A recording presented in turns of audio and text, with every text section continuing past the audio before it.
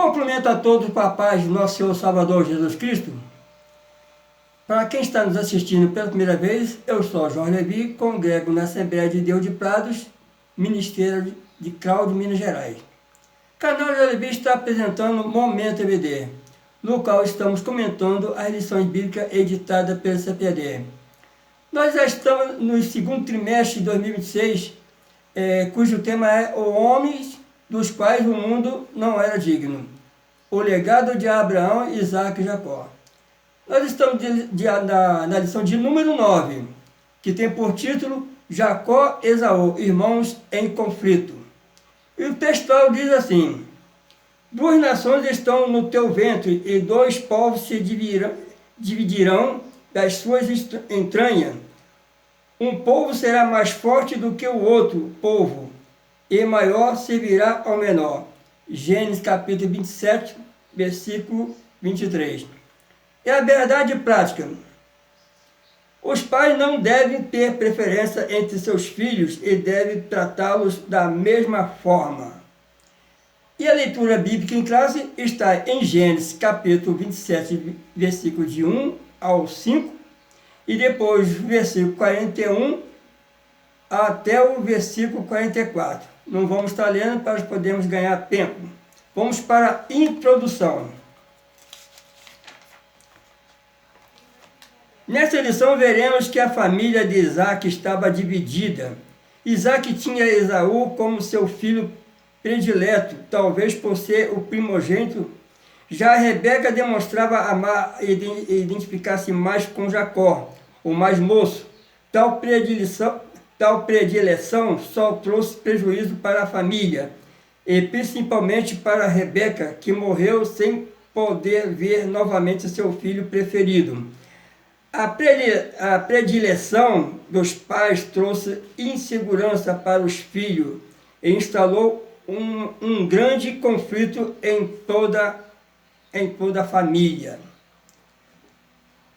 Esta lição nos alerta sobre os perigos, podemos dizer, da predileção dos pais pelos filhos.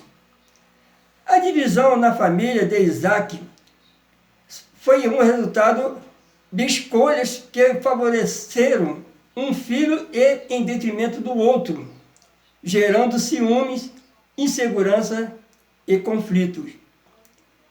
Isso nos ensina que, como pais, devemos tratar nossos filhos de forma justa e equilibrada, evitando favoritismo e que possa, no caso, causar divisões e feridas emocionais. A história de Jacó e Esaú é um exemplo claro de como a falta de harmonia familiar pode trazer consequências drásticas e duradouras. Os pais não devem ser parcial com os filhos nos tratamentos. Tem que agir de forma iguais, sem demonstrar preferência por A ou B. A palavra-chave, conflito. Vamos para o primeiro tópico, os filhos de Isaac. E o primeiro subtópico, Isaac ora por um filho.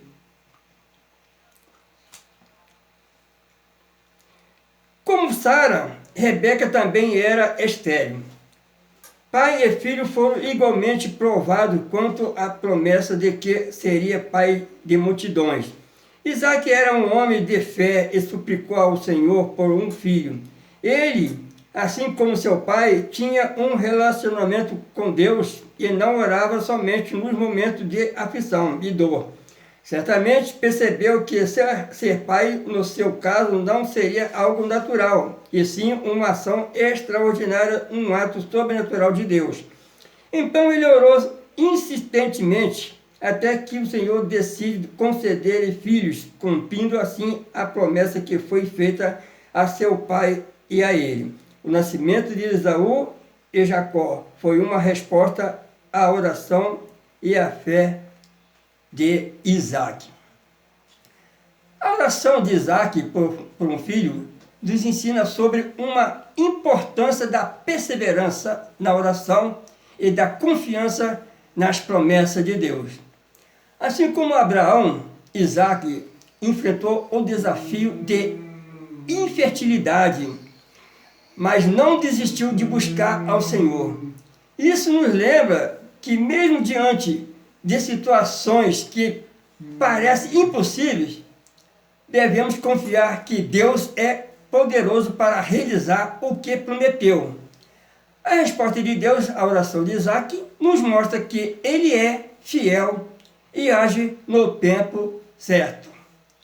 Segundo subtópico, Rebeca fica grávida. Deus atendeu às orações de Isaque e Rebeca foi curada de sua infertilidade. Ela logo percebeu que sua gravidez era diferente, pois os bebês lutavam no seu ventre. Por isso, decidiu consultar o Senhor. Então o Eterno lhe fala: 2 nações há no teu ventre, e 2 povos se dividirão das tuas entranhas. Um povo será mais forte do que o outro povo, e maior servirá o menor. Não era costume o mais velho servir ao mais moço. Na cultura judaica do Antigo Testamento, o filho mais velho tinha o direito da primogenitura, a precedência sobre o mais novo. Deus, porém, é soberano e está acima dos padrões e ou costumes culturais. A gravidez de Sara, ou melhor, a gravidez de Rebeca, foi um evento extraordinário, marcado pela soberana de Deus. O Senhor revelou a ela que seus filhos representariam 2 nações e o mais novo prevaleceria sobre o mais velho. Isso nos ensina que Deus não está limitado pelas tradições e costume humano. Ele age de acordo com a sua vontade soberana e suas escolhas muitas das vezes desafiam nossas expectativas. Rebeca buscou ao Senhor em meio à sua inquietação.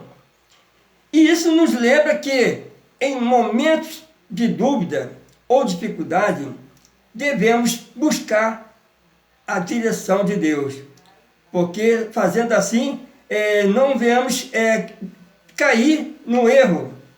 Porque Deus sabe de todas as coisas. Deus está no controle de todas as coisas. Então, aqui nós vemos o momento de Deus.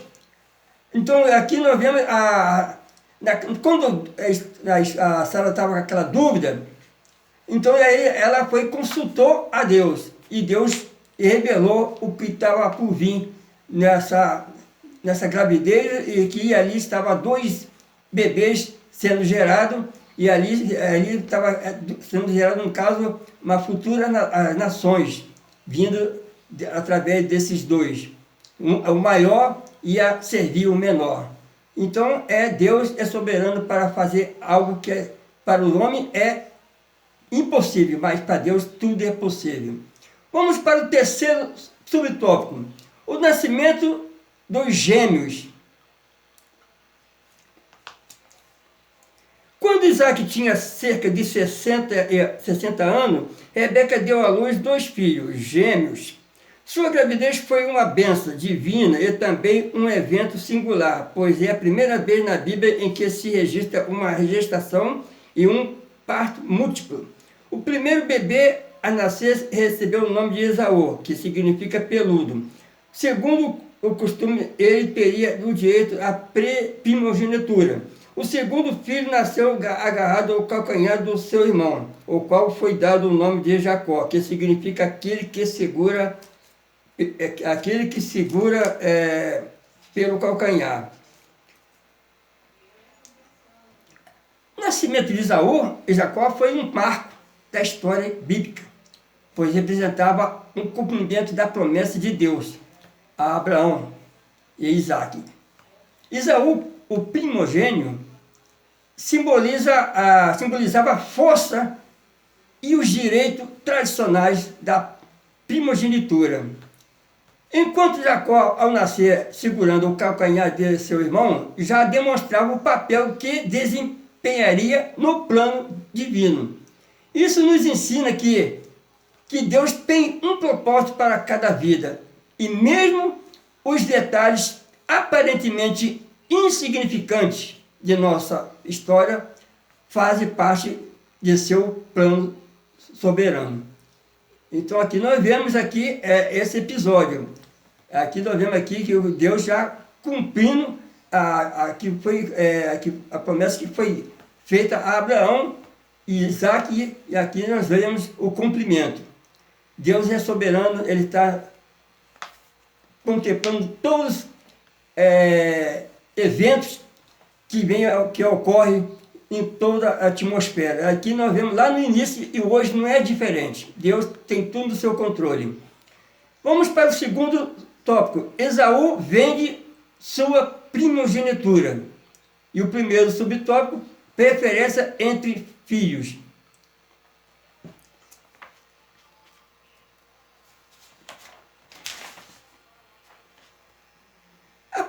A predileção dos pais traz sérios prejuízos emocionais para os filhos e a família de um modo geral.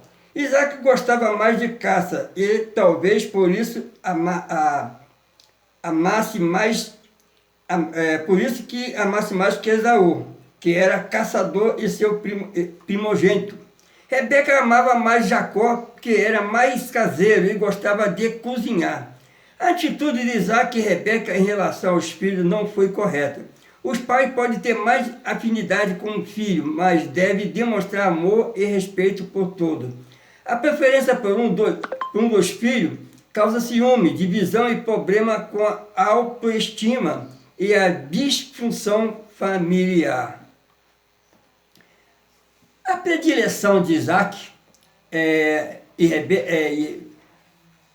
Rebeca por os seus filhos foi um dos fatores que desencadeou os conflitos na família. Essa atitude nos ensina que os pais devem tratar os seus filhos com igualdade, evitando favoritismo que possa gerar ciúme e divisões. Cada filho tem a sua característica e talentos físicos únicos. Cabe aos pais valorizar essas diferenças sem criar comparações ou preferências. O amor e o respeito devem ser demonstrados de forma equilibrada, promovendo a harmonia no lar.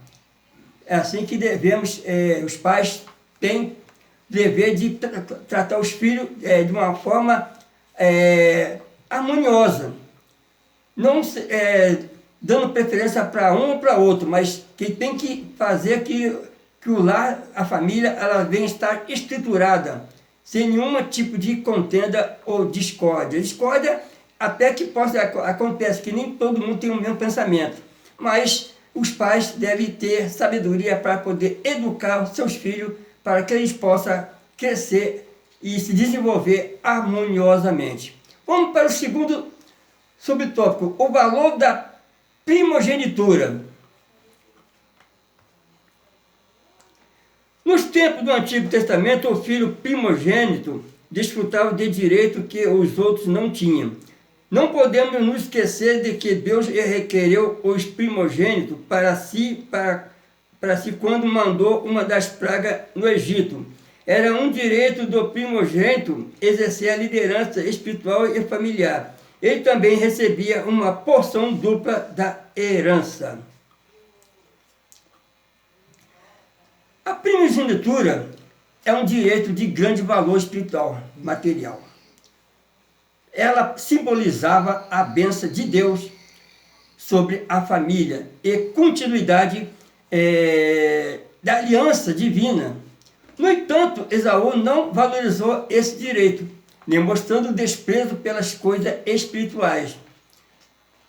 E isso nos ensina que devemos dar prioridade às bênçãos espirituais em nossas vidas, reconhecendo seu valor eterno. E a primogenitura de Esaú era um presente de Deus, mas ele tratou como algo comum o que trouxe consequência desastrosa. Isso é a forma de que como devemos valorizar o que recebemos de Deus. As bênçãos de Deus, ela é um presente, algo que nós herdamos, que possamos valorizar. Ela não pode ser assim desprezada. E aqui nós vemos Esaú desprezou o que ele tinha por direito e assim ele perdeu a bênção. E aqui vemos que Jacó, vamos estar falando mais o seguinte, que foi abençoado.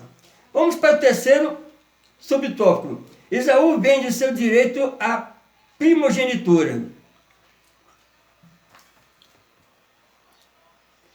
Jacó preparou espertamente um prato saboroso. Quando seu irmão chega, exausto do campo, pede que lhe deixe comer. Então Jacó disse que ele só poderia comer do ensopado se lhe vendesse sua primogenitura. Esaú, com muita fome, não hesita em vender seu direito. Vendeu o direito de primogenitura por um prato de ensopado, demonstrou qual pouco ele valorizava esse direito, na verdade, uma bênção de Deus que garantia as promessas do concerto do Senhor com Abraão. Tudo indica que Esaú não tinha consciência do valor da sua primogenitura. Ele não valorizou em termos espirituais e familiares, agiu de modo imediatista, desprezando um direito que foi estabelecido por Deus. Esaú agiu de modo insensato e preferiu trocar benefícios futuros e duradouros por prazeres momentâneos. No entanto, Jacó reconhecia o valor das bênçãos espirituais que fazia parte do concerto de Deus. Por isso, as 12 tribos de Israel vieram da família de Jacó. Deus já havia prometido que o menor serviria ao maior, mas Jacó usou de esperteza e depois de engano para conseguir sua bênção, mostrando que todos cometeram erros graves em sua família. Aprendemos que não existe família perfeita, mas isso não invalida a bênção e o propósito do Senhor para as famílias. Aqui nós vemos aqui, nesse texto, aqui podemos comentar sobre esse texto, que aqui fala que Esaú aqui deixa uma lição para todos nós.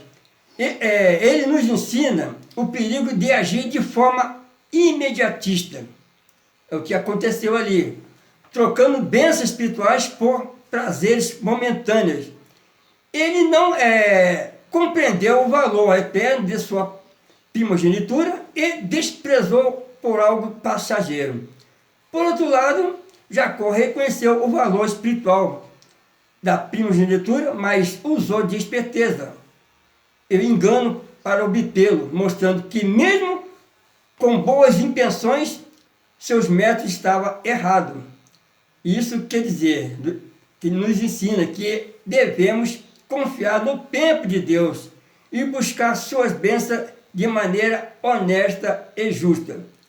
Porque Deus já nos conhece desde quando fomos gerados. Antes mesmo de ser gerados, Deus já conhece. E aqui nós vemos que a sabedoria de Deus, ela transcende qualquer tipo de pensamento humano. E aqui nós vemos a agir de Deus e aqui Deus vai cumprindo a sua promessa. Chegamos no terceiro tópico. Rebeca induz Jacó ao pecado. E o primeiro subtópico, Isaac manda Esaú preparar um guisado.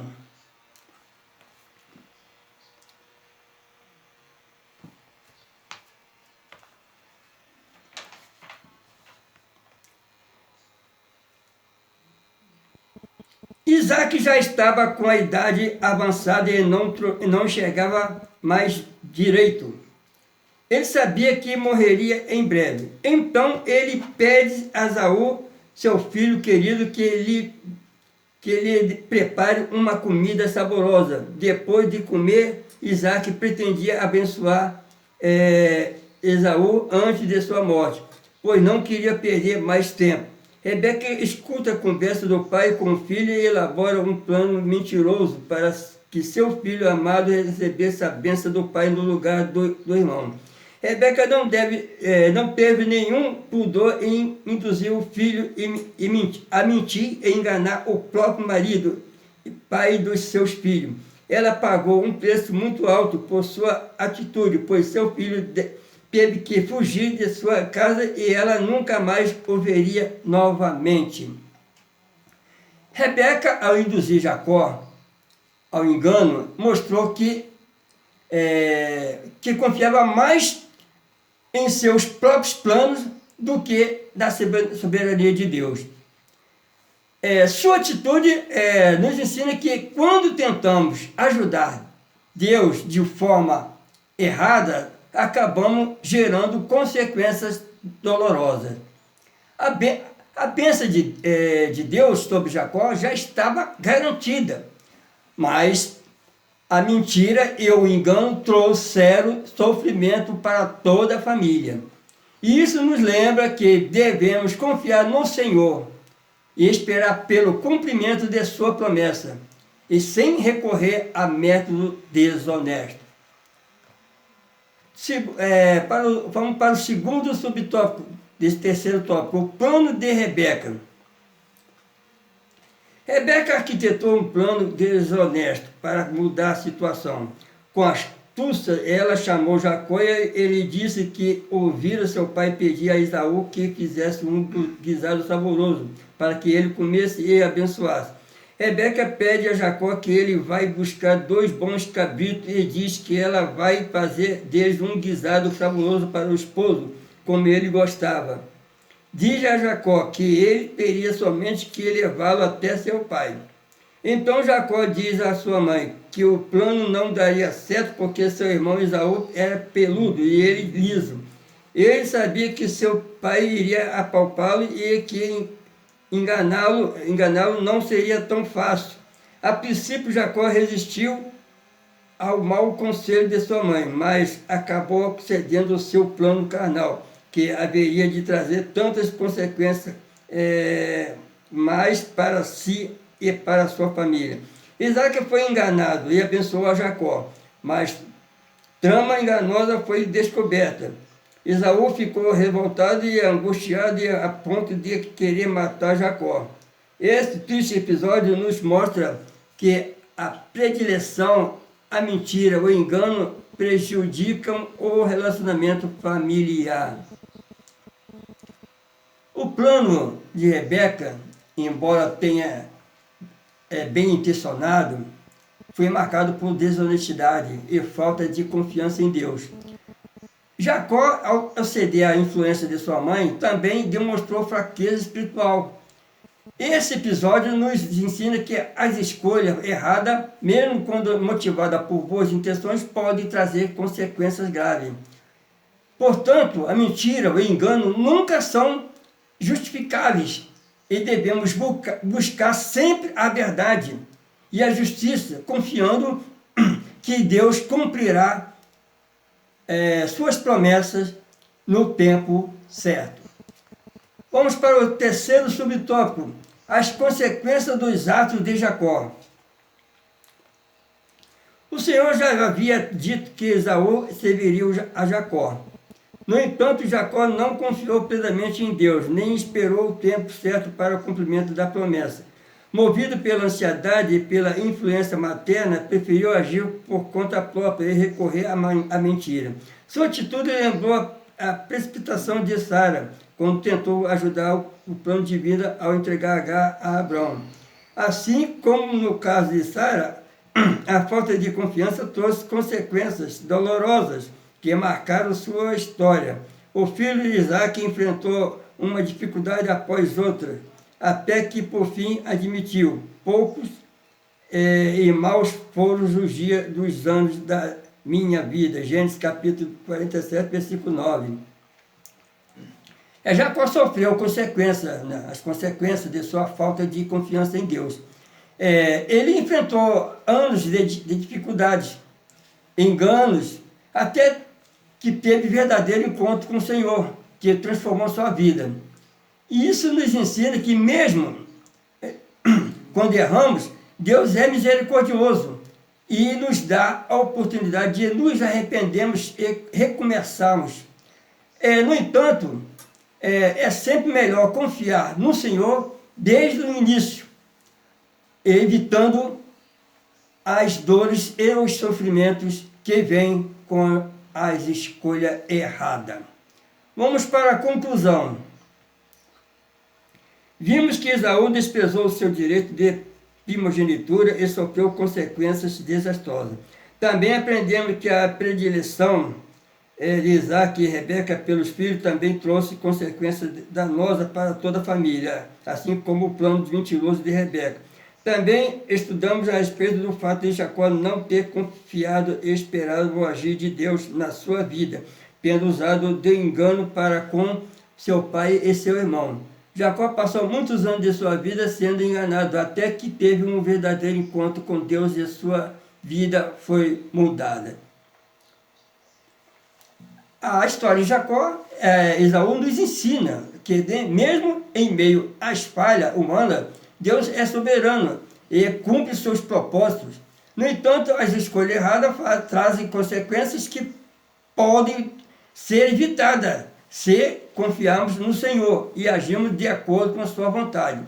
O que possamos aprender com essa lição é a valorizar as bênçãos espirituais, evitar favoritismo e confiar plenamente no tempo e nos planos de Deus para a nossa vida. Terminamos aqui a lição essa lição de hoje. Foi uma lição muito vantajosa, podemos dizer assim, reflexiva, né? Que possamos estar sempre buscando andar nos caminhos do Senhor e obedecer de uma forma gradativa, uma forma mais consistente, não vacilando, ser perseverante, porque Deus sempre tem o melhor para aqueles que o amam, aqueles que obedecem. Deus abençoe a todos, fica todos na paz de nosso Senhor Salvador Jesus Cristo. Amém.